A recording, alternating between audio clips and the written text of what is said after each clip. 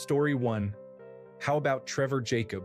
He literally fell out of his plane, jumped with a parachute when, oh no, the engine failed. But then the Federal Aviation Administration went, hang on, there was nothing wrong with that plane. You crashed it for views. And he did 6 months in prison. Story 2, going to go way back, but Epic Mealtime used to be all over the place, and their infighting made their content terrible, and then they disappeared, not really a fall from grace, but a fall into irrelevancy. Story 3, I don't know if it's a huge fall, but Illuminati should be in this discussion.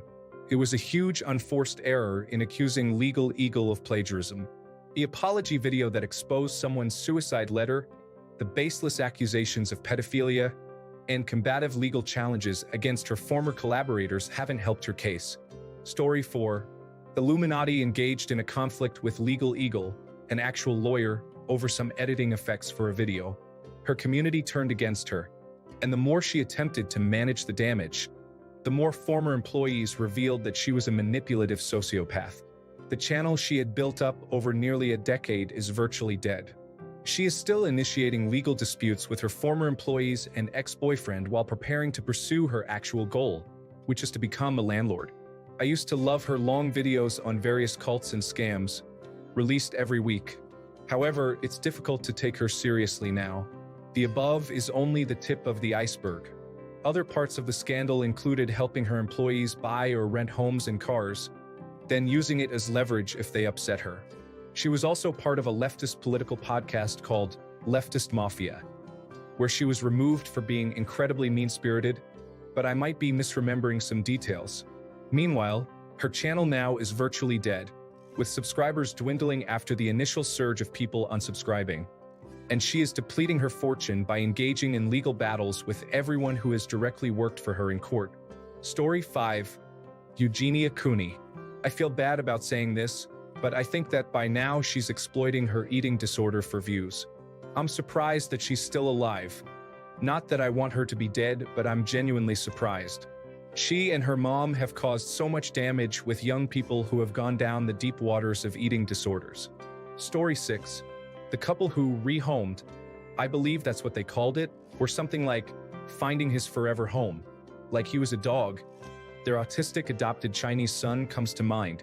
Story 7. Girard, also known as the Completionist, is an original YouTuber, or very close to being one, who significantly tarnished his reputation through involvement in a charity scam, revealing his character in a negative light amid the unfolding events.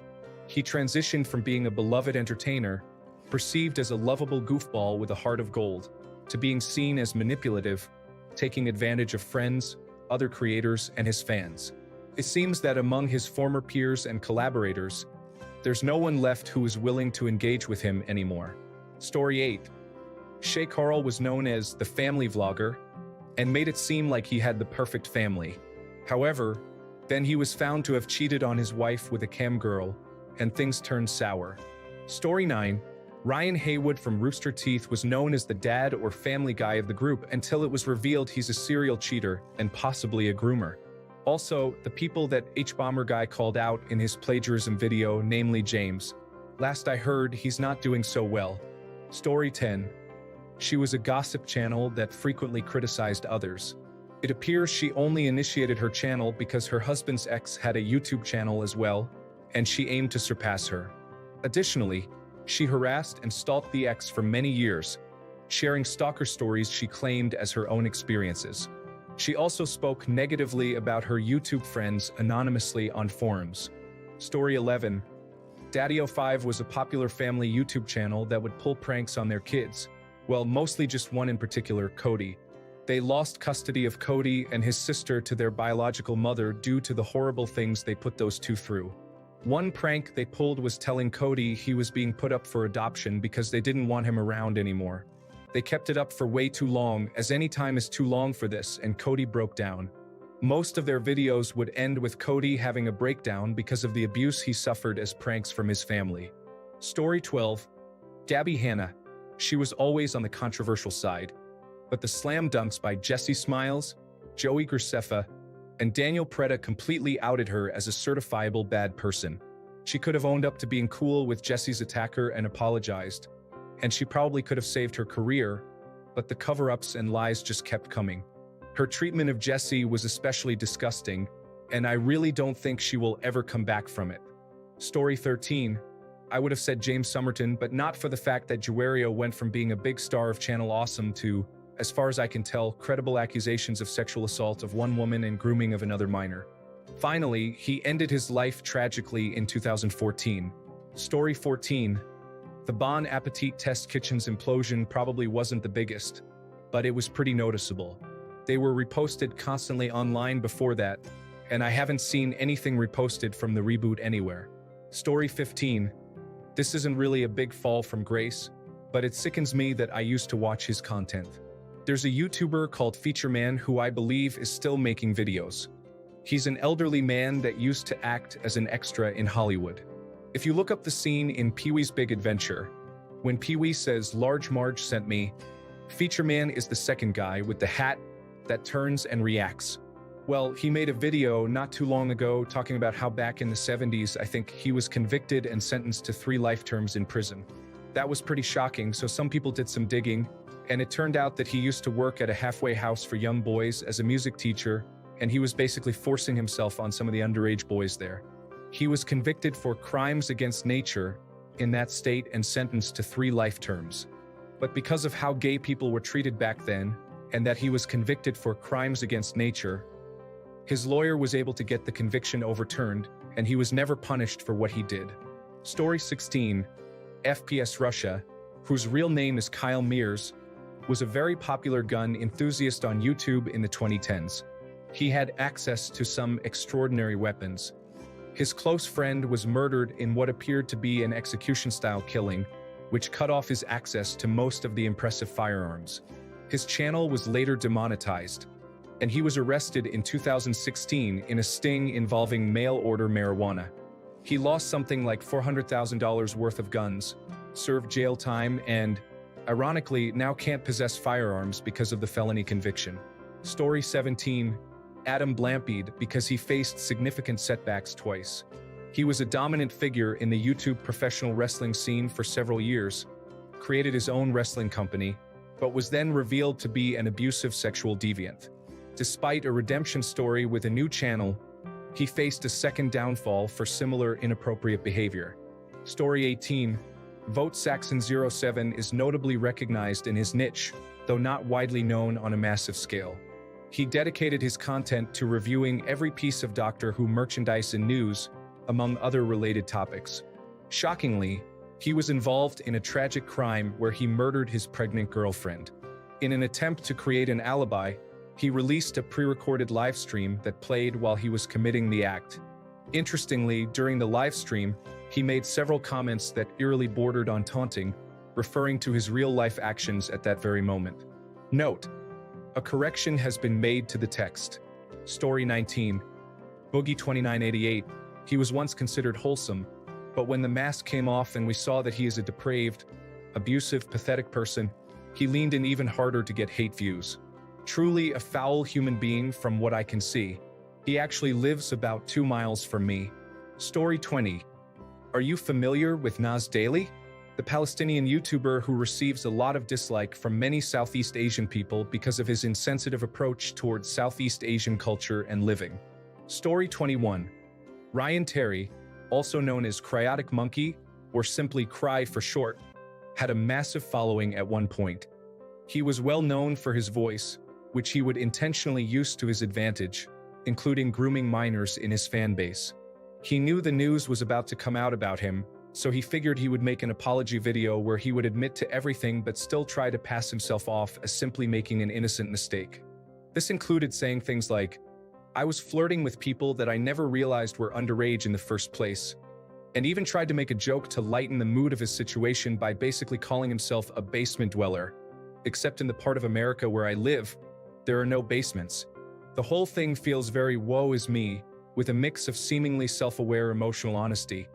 But it's clear that he was just trying to minimize the damage as much as possible, which unfortunately worked on a lot of his fans. No update has been made since that video 4 years ago, but the information from other people who were involved still came out, and it really shows just how much he was minimizing, and it is extremely troubling. I would say it feels similar to Onision's controversies, But if the abuse was mostly off-screen, you never see his face, and the freakouts were more awkward and less insane but still wild and crazy. I also believe that Cry/Ryan never tried to actually sue anyone, but he hid so much of it so well from everyone until it all slowly came crashing down, and it crashed hard. Story 22. EDP 445 had a highly popular channel where he ranted about the Philadelphia Eagles. Many people found him hilarious, creating numerous memes that persist to this day. He also made a significant amount of money from his activities. A few years ago, he was exposed by a predator hunter channel as he attempted to meet with a 13-year-old girl. No real minor was involved. However, he was fully intent on meeting with a minor for unacceptable reasons. The messages he sent to the decoy were disturbing. Subsequently, he confessed to everything on camera while shedding tears. Despite his admission, he did not face legal consequences, but his life was deeply affected. YouTube deleted his channel and any subsequent channels he attempted to create. Moreover, he was banned from several other platforms when he tried to re-establish his online presence. Even though he admitted guilt on camera, he later claimed he had been set up, even suggesting that the Predator Hunter video was merely an act for a movie, which is hard to believe. To worsen his situation, Skeeter Gene, arguably the most effective Predator Hunter channel on YouTube, confronted him in Las Vegas. Unlike before, EDP chose not to stop and answer questions. He simply drove off.